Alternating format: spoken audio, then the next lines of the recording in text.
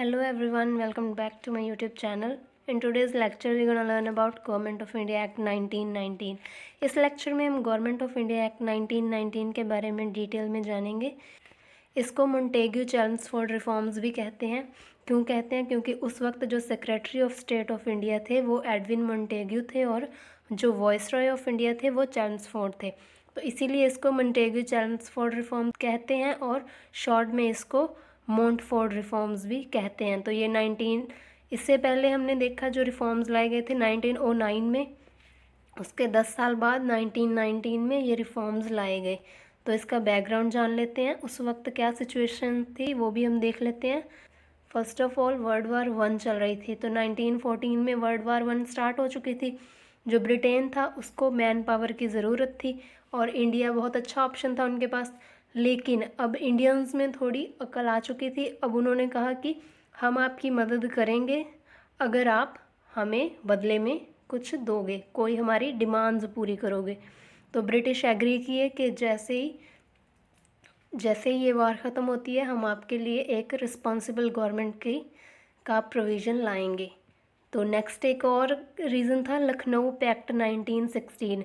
ये हुआ था इंडियन नेशनल कांग्रेस और मुस्लिम लीग के बीच में 1916 में।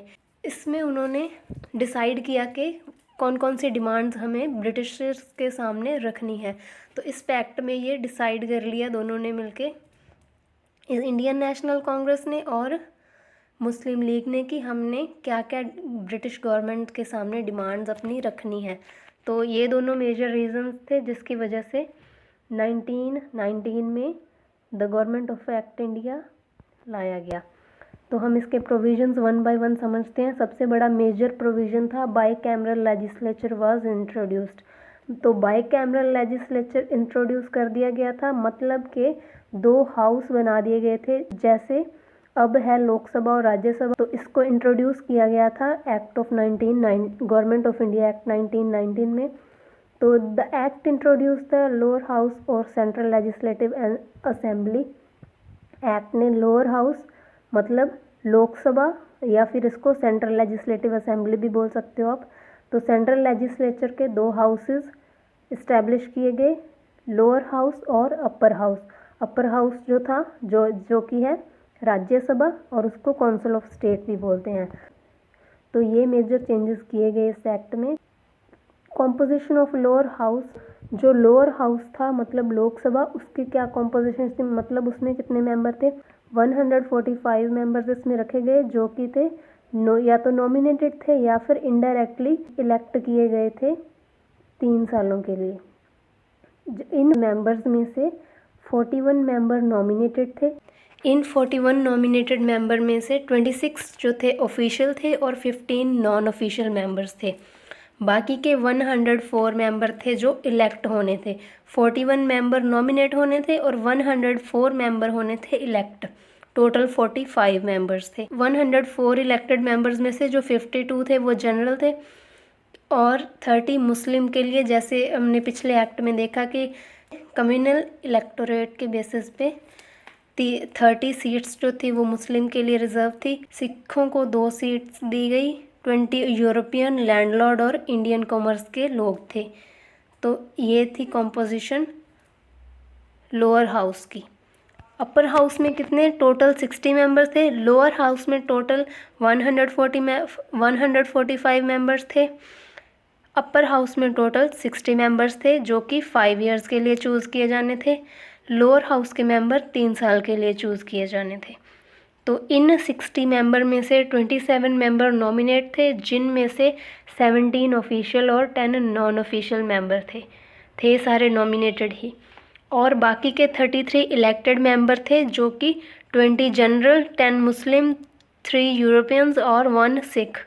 तो ऐसे डिवाइड की हुई थी सीट्स। एक बार फिर से समझ लेते हैं। लोअर हाउस में टोटल 145 मेंबर्स 3 साल के लिए चुने जाने थे। 41 इनमें से नॉमिनेटेड और 104 इलेक्टेड। जो अपर हाउस था उसमें टोटल 60 मेंबर 5 इयर्स के लिए चुने जाने थे। 27 उसमें नॉमिनेटेड और 33 इलेक्टेड मेंबर्स थे। तो इनमें अब क्या हुआ, now about 70% members were elected. अब जो 70% मेंबर जो थे वो इलेक्ट होके आने थे, ये बड़ा चेंज हुआ।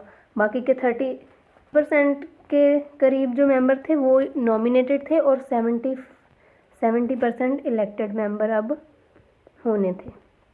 नेक्स्ट हम देख लेते हैं लेजिस्लेचर के पास क्या क्या पावर्स थी। Under new reforms the legislators could ask question supplementary and vote a part of budget. तो अब क्या उनको पावर्स दे दी गई, अब वो क्वेश्चन पूछ सकते थे, सप्लीमेंट्री क्वेश्चन भी पूछ सकते थे, वोट कर सकते थे बजट पे। सिर्फ 30% वोट कर सकते थे, लेकिन बजट का कुछ एक हिस्सा ही वोटेबल था, बाकी 70% जो हिस्सा था वो नॉन वोटेबल था। मतलब बहुत कम वोट का अधिकार भी मिल चुका था। तो नेक्स्ट है the legislature had no control over viceroy and his executive council. तो ये जो लेजिस्लेचर था इसका वाइसरॉय या फिर उसकी एग्जीक्यूटिव काउंसिल पे कोई कंट्रोल नहीं था। मतलब अभी भी इनके पास उतनी पावर्स नहीं थी कि कोई भी अपनी बात मनवा सके। नेक्स्ट हम देख लेते हैं वाइसरॉय की एग्जीक्यूटिव काउंसिल थी जो उसमें हमने देखा था कि 6 मेंबर थे, उनमें से एक इंडियन था एक्ट ऑफ 1909 में। लेकिन इस एक्ट में क्या कर दिया गया, 3 इंडियन मेंबर्स भी ऐड कर दिए गए एग्जीक्यूटिव काउंसिल में। मतलब अब उन 6 में से 3 मेंबर्स जो थे वो इंडियन थे। नेक्स्ट हम देख लेते हैं डायरकी वाज इंट्रोड्यूस्ड। इस एक्ट में क्या किया गया, डायरकी इंट्रोड्यूस की गई पहली बार। मतलब गवर्नमेंट जो 2 इंडिपेंडेंट अथॉरिटीज़ के द्वारा चलाई जानी थी। ये डायरकी बेसिकली प्रोविंसेस में इंट्रोड्यूस करी गई। तो इसमें क्या हुआ, जो सब्जेक्ट्स थे वो डिवाइड कर दिए गए, सेंटर में भी और आगे प्रोविंसेस में भी। तो जो सब्जेक्ट जो थे 2 कैटेगरीज में पहले डिवाइड किए, सेंट्रल सब्जेक्ट और प्रोविंशियल सब्जेक्ट। जो सब्जेक्ट थे नेशनल इम्पोर्टेंस के, मतलब जिन मैटर्स में लगता था कि ये सारे देश में सेम होना चाहिए, ये चीज़ सारे देश में एक जैसी होनी चाहिए, वो सब इम्पोर्टेंट जो सब्जेक्ट्स थे वो गए सेंटर के पास, बाकी सारे गए प्रोविंसेस के पास। मतलब वो अपने तरफ से लाभ बना सकते थे। तो हम देख लेते हैं कौन कौन से सेंट्रल इम्पोर्टेंस के सब्जेक्ट थे। Matters which are of national importance related to more than 1 province. मतलब जो एक या एक से ज़्यादा प्रोविंस यानी कि उस समय जो स्टेट्स थी उससे रिलेटेड थे, वो मैटर क्या था, सेंट्रल लेवल पे गवर्न किए जाने थे। जैसे कि foreign affairs, defence, political relation, communication, public debt, civil and criminal laws. तो ये सारे इम्पोर्टेंट सब्जेक्ट्स का किसके पास गए, सेंटर के पास। और जो प्रोविंशियल सब्जेक्ट्स थे, मतलब जिन पे प्रोविंसेस अब लॉ बना सकती थी, तो इनको आगे डिवाइड किया गया 2 कैटेगरी में, रिजर्व्ड एंड ट्रांसफर्ड सब्जेक्ट। तो जो रिजर्व थे उन पे लॉ बनाते थे गवर्नर और उसकी एग्जीक्यूटिव काउंसिल। जो ट्रांसफर्ड लिस्ट में सब्जेक्ट थे उन पे लॉज बनाते थे गवर्नर और इंडियन मेंबर्स। तो ये 2 कैटेगरीज बनाई गई। The subjects of reserved list were administered by governor. ये बेसिकली गवर्नर के द्वारा एडमिनिस्टर किए जाते थे through his executive council of bureaucrats. Executive council की मदद से गवर्नर इन पे लॉज बनाता था। कौन कौन से सब्जेक्ट थे, जो law and order, finance, land revenue, irrigation etcetera, ये सारे इम्पोर्टेंट मुद्दे चले गए रिजर्व्ड लिस्ट में। जो ट्रांसफर्ड लिस्ट में सब्जेक्ट्स थे वो एडमिनिस्टर किए जाते थे गवर्नर और जो मिनिस्टर थे नॉमिनेटेड किए गए थे जो इलेक्टेड मेंबर्स में से। मतलब गवर्नर और इंडियन मेंबर्स के द्वारा लॉज बनाए जाते थे। कौन कौन से इम्पोर्टेंट सब्जेक्ट थे इसमें, education, health, local government, industry, agriculture, excise etcetera, ये सब किसमें थे, सब्जेक्ट ट्रांसफर्ड लिस्ट में थे। नेक्स्ट देख लेते हैं, in case of any failure of constitutional machinery in the province the governor could take over transferred subjects also. मान लो कि अगर कॉन्स्टिट्यूशनल मशीनरी फेल हो जाती है, मतलब कोई सिस्टम वर्क नहीं करता, कोई कन्फ्लिक्ट हो जाता है, तो ये जो ट्रांसफर्ड सब्जेक्ट्स थे इनको भी गवर्नर ने टेक ओवर कर लेना था। इस एक्ट के कुछ और फीचर्स हम देख लेते हैं। Preamble was introduced before the act for the first time.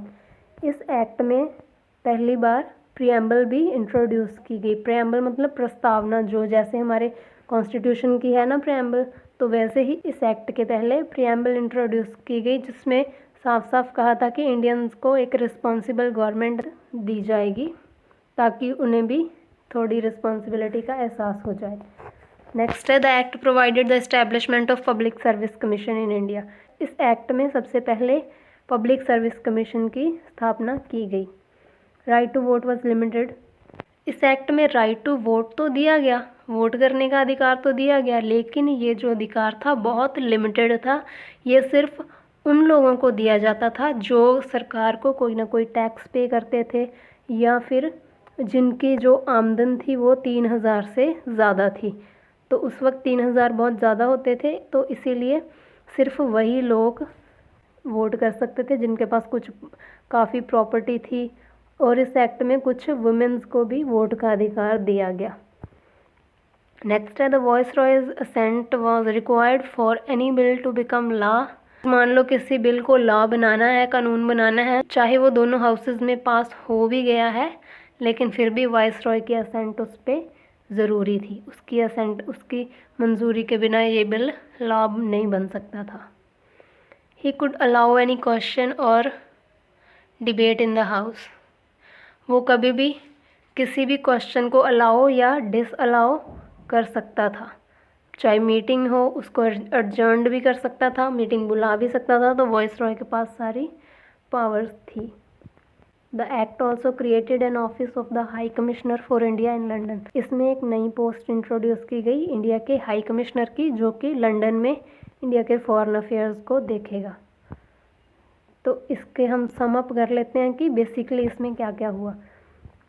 इस एक्ट ने it introduce the concept of federal structure with unitary बायस। इस एक्ट ने एक फेडरल स्ट्रक्चर को इंट्रोड्यूस किया जिसमें कि यूनिटरी भी था। बाइकैमरल लेजिस्लेचर इंट्रोड्यूस किया, 2 हाउसेज बनाए गए, upper house, lower house. Dyarchy introduce की गई। रिस्पॉन्सिबल गवर्नमेंट को इस्टेब्लिश करने के लिए सब्जेक्ट्स को डिवाइड किया गया ताकि कोई क्लैश ना हो। इंडियन की पार्टिसिपेशन एडमिनिस्ट्रेशन में बढ़ाई गई। इलेक्शंस इंट्रोड्यूस किए गए। चाहे वोट डालने का अधिकार बहुत लिमिटेड था, लेकिन फिर भी इलेक्शन इंट्रोड्यूस किए गए। लोगों में थोड़ी पॉलिटिकल कॉन्शियसनेस आनी शुरू हो गई थी। तो यही था इस एक्ट में। I hope you understand it. Thank you. Thanks for watching.